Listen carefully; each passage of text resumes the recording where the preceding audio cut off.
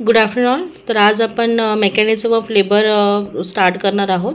So याच्या आधी आपण 4 स्टेज बघितले आहेत लेबरच्या, की पहिला स्टेजमध्ये काय होतं, सेकंड स्टेजला काय होतं, थर्ड आणि फोर्थ. सो आपण आज बघणार की आपण लेबरची मेकॅनिझम एक्झॅक्टली आहे ते कसं होतं, म्हणजे नॉर्मल डिलिव्हरी एक्झॅक्टली कशी होते, that we will see right now. So first स्टेजला तुम्ही बघितलं आहे की पहिल्या स्टेजमध्ये होते जे आहे सर्वायकल इफेसमेंट आणि सर्वायकल डायलेशन अप टू 10 सेंटीमीटरपर्यंत कंप्लीट डायलेट होतं. त्या दरम्यान सेकंड स्टेजमध्ये हे बच्चू हे पूर्ण म्हणजे चाइल्ड बर्थ होतो, from cervical dilation to child birth. Third स्टेजला इव्हॅक्युएशन प्लासेंटा अँड मेम्ब्रेन. आणि फोर्थ स्टेजला आपण मदरचं आपण ऑब्झर्व करतो पिरियडमध्ये अप टू मिनिमम 1 आवर आणि मॅक्सिमम अप टू 4 आवर्सपर्यंत.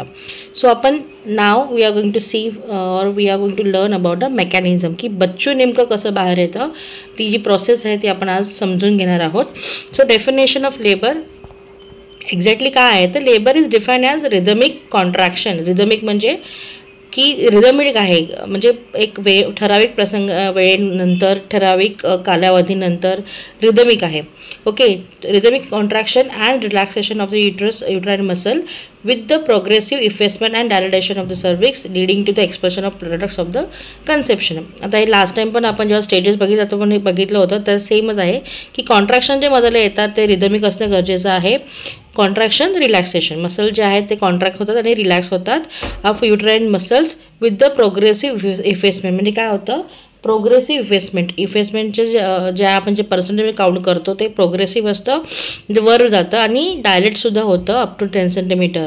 ओके, आणि त्यानंतर एक्सपल्शन होतं, जे काही कन्सिव्ह प्रोडक्ट आहे तुमच्या मदरचे, फिटस आहे, मेम्ब्रेन आहे किंवा प्लासेंटा आहे, जे एक्सपल्शन होतं प्रोडक्ट ऑफ कन्सेप्शन, हे सगळे बाहेर पडतं. या पूर्ण एंटायर प्रोसेसला आपण म्हणतो लेबर.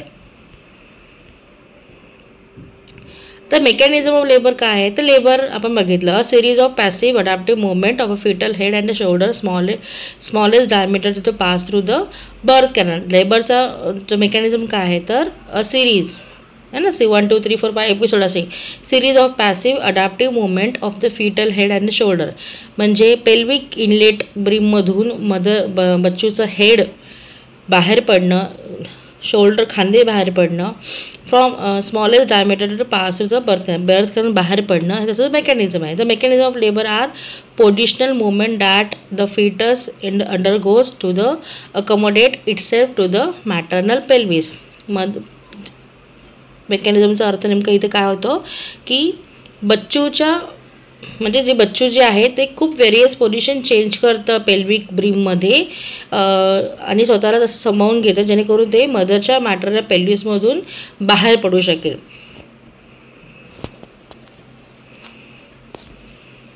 ओके, सो आता ते टर्मिनॉलॉजी आपण समजून घेऊया की एक्झॅक्टली काय आहे ते.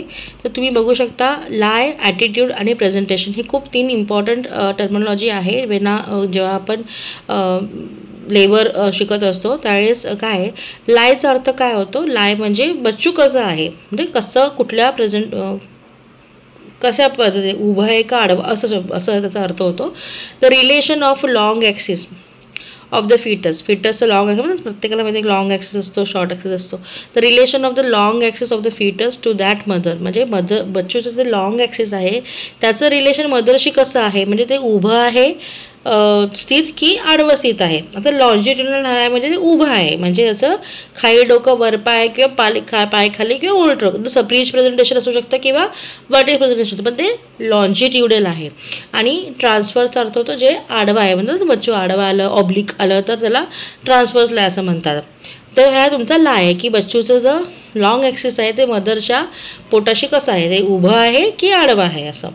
ॲटिट्यूड, आता ॲटिट्यूडचा अर्थ एक्झॅक्टली होतो की बच्चूचं पॉश्चर कसं आहे, बच्चूची जी ठेवण आहे ती कशी आहे फिटसची. तर हेड हे flexed over to the chest, म्हणजे फ्लेक्स्ड म्हणजे झुकलेलं आहे कुठे, छातीकडे.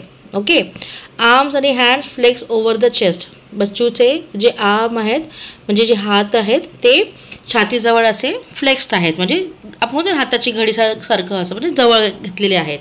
आणि थाईज आणि लेग्स, बच्चूचे थाईज किंवा लेग जे आहेत ते ओव्हर द ॲबडॉमेन, म्हणजे पाय जे आहेत ना ते दोन्हीसुद्धा पोटाजवळ घेतलेले आहेत, म्हणजे हात छातीजवळ आहे, दोन्ही पण पाय पोटाजवळ आहेत आणि बच्चूचं जे हेड जे आहे ते छातीजवळ आहे, म्हणजे छातीजवळ झुकलेलं आहे असं.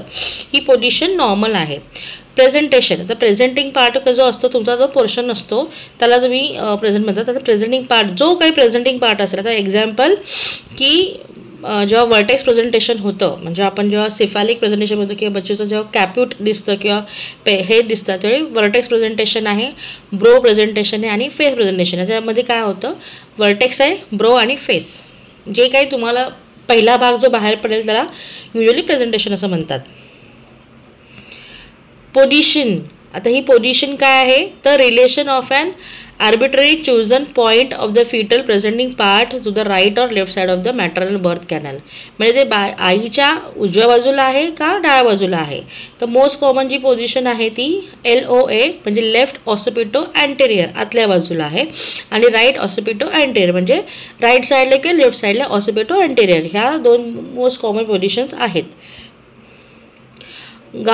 आता cardinal movement of the labour, ज्याच्यामध्ये बच्चूची मुवमेंट होते डोक्याची आणि शोल्डरची, त्या मुवमेंटला आपण कार्डिनल मुवमेंट असं म्हटलं जातं. तर त्याच्यामध्ये 7 ॲक्च्युली फेजेस आहेत, 7 ते 8. त्याच्यामध्ये प्रत्येक ठिकाणी कमीत कमी 8 असं दाखवलं जातं, काही ठिकाणी 9, काही ठिकाणी 7 पण बघितल्या जातात. सो त्याच्यामध्ये ह्या ज्या एंगेजमेंट आहेत म्हणजे engagement, descent, flexion, internal rotation of the head, crowning, extension, restitution, then external rotation of the head or internal rotation of the shoulder, lateral flexion of the body and shoulder through the birth canal. काही ठिकाणी हा 8 पण count केला तर काही ठिकाणी 7 पण count केला, कारण या बऱ्याचशा गोष्टी ह्याच्यामध्ये ज्या घडतात त्या सायमल्टेनियसली सुद्धा घडतात, त्यामुळे एका वेळेस 2 मोमेंट सुद्धा कॅप्चर केल्या जातात, पण याचं जे सिक्वेन्स आहे ते सेम आहे.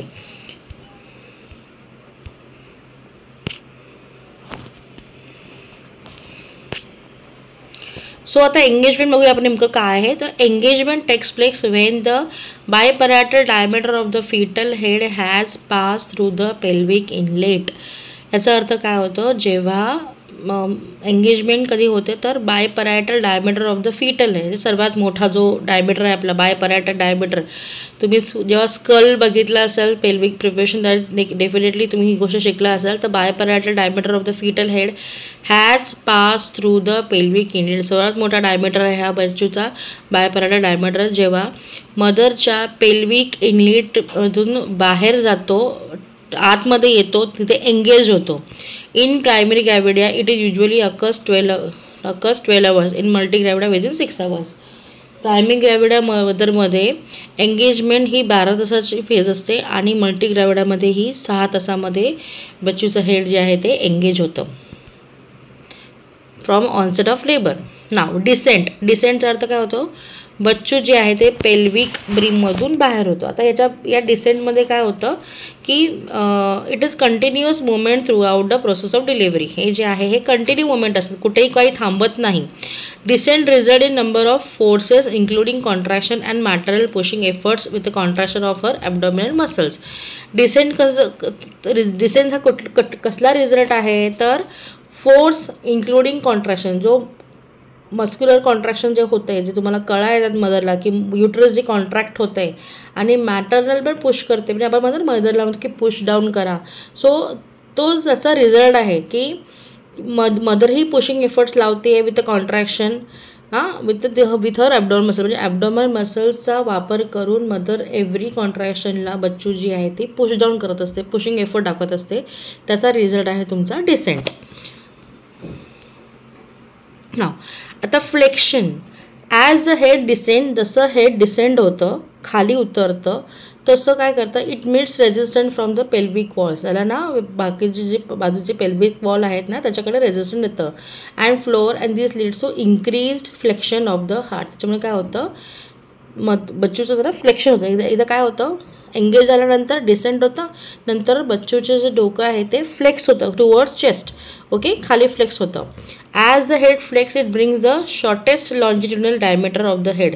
जसं डोकं फ्लेक्स होतं बच्चूचं, जो सर्वात छोटा डायमीटर आपला लॉन्जिट्युडनलचा रेडी होतो त्याला सब ऑसिपिटो ब्रेग्मॅटिक बोलतात. म्हणजे तुमचा बघितला सब ऑसिपिटो जो होता बघितला तो 10 सेंटीमीटरचा असतो आणि हा सब ऑसिपिटो ब्रेग्मॅटिक अँगल हा सर्वात कमी अँगल असतो, डायमीटर असतो, जो की आहे 9.5 सेंटीमीटरचा.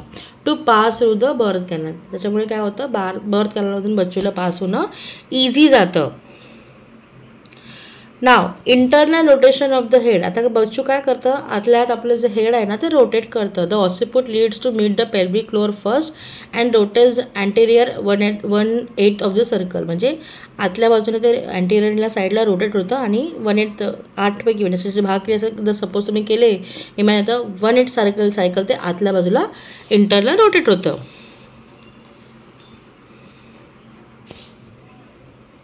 क्राउनिंग खूप इम्पॉर्टंट पार्ट आहे. Crowning after internal rotation of head. Internal rotation झाल्यानंतर डोक्याचं बच्चूच्या further descent occur until occiput lies underneath the pelvic arch. त्याच्यानंतर बच्चू अजून खाली घसरतं किंवा खाली येतं, जेणेकरून पेल्विक आर्चपर्यंत गेल्यानंतर त्याचं ऑसिपुट जे आहे ते दिसतं. At this stage the maximum diameter of the head. Biparietal diameter जो आहे तो स्ट्रेच करतो, ज्याच्यामुळे जो मॅक्सिमम आपला हेडचा डायमीटर आहे बायपॅराटल त्याच्याने स्ट्रेच येतं वल्वलला, पेरिनियमच्या साईडला मदरला स्ट्रेच येतं. क्राउनिंगच्या वेळेस मदरला इतका प्रेशर असतं कारण मॅक्सिमम डायमीटर जो आहे तो मदरच्या वल्वलला पर्यंत पोहोचला आहे, ते बाहेर येणार आहे, क्राउनिंग होत आहे. मग अशा वेळेस काय होतं, वन्स क्राउनिंग हॅज अकर्ड. जेव्हा क्राउनिंग अकर्ड झाल्यानंतर the fetal head is pivoted under the symphysis pubis. मदरच्या सिम्फॅसिस प्युबिसच्या खाली असतं. And the sinciput face and chin sweep over the perineum. आणि त्याच्यामुळे काय होतं, सिंकपुट आहे तो दाढीचा भाग, फेस आणि चीन जे आहे तो पेरिनियमपर्यंत घसरला जातो खाली. नाव रिस्टिट्यूशन. तर रिस्टिट्यूशन म्हणजे नेमकं काय होतं की जेव्हा रिस्टिट्यूशन होतं the occiput moves 1/8 circle towards the side from which it started. आता परत त्याचं रिस्टिट्यूशन होतं, आतल्या बाजूला फिरलं जातं 1/8 सर्कलला, की जिथून ते स्टार्ट झाले पुन्हा त्या साईडला ते सर्कलला द ऑसिपुट हे मूव्ह होतं. Internal rotation of shoulder. आता anterior shoulder reaches to the pelvic floor. आता बच्चू पूर्ण बाहेर आला आहे ना, तर अँटेरियर शोल्डर जे आहे ते पेल्विक फ्लोअरला म्हणजे प्रोसेस चालू आहे. अँटेरियर शोल्डर जे आहे ते पेल्विक फ्लोअरला आतमध्ये येतं. रोटेट्स अँटेरियरली, हे सुद्धा आतल्या आत फिरतं. आता युजली काय होतं, ही सायमल्टेनियस पोझिशन आहे. जेव्हा इंटरनल रोटेशन होत असतं त्यावेळी बच्चूचं एक्सटर्नल रोटेशन आतमध्ये होतं, जेणेकरून ते स्वतः जो शोल्डरचा भाग आहे तो बाहेर काढायचा प्रयत्न करत असतो. The shoulder come to lie in the anterior position diameter of the pelvic outlet. External rotation of head. The head rotates 1/8 of the circle towards the symphysis piece from the oblique diameter. Oblique diameter करणे काय होतं की बच्चूचं diameter head जे आहे ते externally rotate होतं, कारण बच्चू आता बाहेर पडले आणि जेव्हा एक्सटर्नल रोटेशन होत असतं त्यावेळेस इंटरनल रोटेशन ऑफ शोल्डर हे होत असतं. बऱ्याचशा गोष्टी सायमल्टेनियसली घडत असतात. नाव lateral flexion of body and head. ही lateral after the shoulder are delivered. जेव्हा बच्चूचं हेड बाहेर येतं, जो अँटीरियर शोल्डर हा बाहेर येतो, मग पोस्टेरियर, मग बच्चू पुन्हा एक्सटर्नल रोटेट आणि पोस्टेरियर शोल्डर बाहेर येतं. नंतर शोल्डर, हे दोन्ही शोल्डर डिलिव्हरी झाल्यानंतर the body is born by lateral flexion following the curve of Carus. म्हणजे एक कर्व फॉर्म होतो कानचा आणि त्याच्यानंतर जी रेस्ट ऑफ द बॉडी आहे किंवा ट्रंक आहे ती डिलिव्हर्ड होते. थँक्यू. आता या सगळ्या डिटेलिंगचा जे मेकॅनिझम बघतो की बच्चू कसं ॲक्च्युली डिलिव्हर होतं, या सगळ्याचा मी एक व्हिडिओसुद्धा पोस्ट करेन, सो दॅट तुम्हाला अजून समजणं इझी जाईल. एक मेकॅनिझम ऑफ लेबर हा प्रश्न बऱ्याच वेळेस विचारला जातो, so get ready for that. So thank you so much.